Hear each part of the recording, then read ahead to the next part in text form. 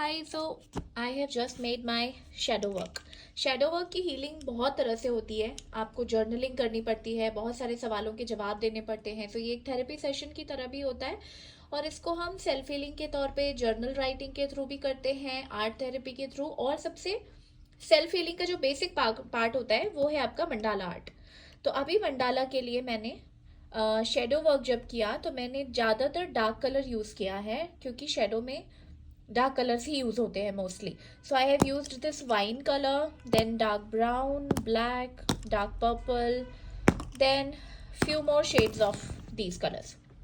सो basically आपको ये colours ये समझा रहे होते हैं कि आपकी लाइफ से जुड़े हुए जो क्वेश्चंस है जिससे हम लोग भाग रहे होते हैं, जिसका हम जवाब ढूंढना चाहते हैं बट हमें मिलता नहीं है, या फिर हम उतनी अच्छी तरह से कॉन्सेंट्रेट नहीं करते, या फिर एक्सेप्टेंस की कमी होती है।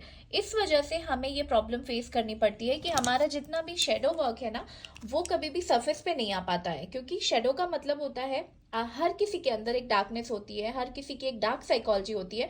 बट हमको सोसाइटी, फैमिली, एवरीवन, लाइक हम जिनके साथ भी रहते हैं, पूरा वो सर्कल हमें ये सिखाता है कि हमें हमारी डार्कनेस छुपा के रखनी चाहिए, एक्सेप्ट नहीं करनी चाहिए और बाहर नहीं आने देना चाहिए। तो जब आप उससे भागते हो तो वो आपके सरफेस पे नहीं आती, इसलिए वो इस वक्त सामने आती जब आप एंग्शियस होते हो या फिर एंग्री होते हो, या आपकी लाइफ का कोई डाउन टाइम चल रहा होता है ना, तब आप गलत डिसीजंस लेना, गलत हरकतें करना, गलत हैबिट्स में पड़ जाना, गलत बिहेव करना, ये जो हम करते हैं ये शेडो की वजह से होता है। इसीलिए हमें शेडो की हीलिंग भी करनी चाहिए।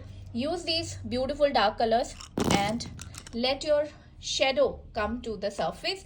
एंड उसके साथ में जब आप थोड़ा पर्पल वगैरह यूज करते हो, वाइन कलर्स यूज करते हो, इसका मतलब है कि आप उसको थोड़ा स्पिरिचुअलिटी से जोड़ना चाहते हो, हल्के पावर की बात कर रहे हो और आप उसको बाहर की तरफ भेजना चाहते हो। देखो आपके सर्कल में भी ब्लैक है और फिर वो धीरे धीरे धीरे धीरे ऐसे बाहर भी आना चाहता है। इसका मतलब है कि सेंटर, यानी कि हमारा जो इनर कॉन्शियस है ना, वो हमेशा ब्यूटिफुल ही होता है।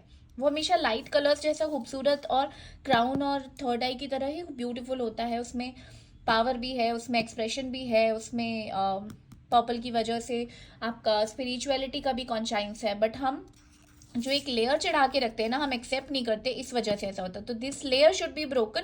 That's why the shadow work will be done with the you know the periphery of the black colour and mixture of all the dark colours. उसको हम लिबरेट कर रहे हैं ताकि हम यहाँ तक पहुंच पाए।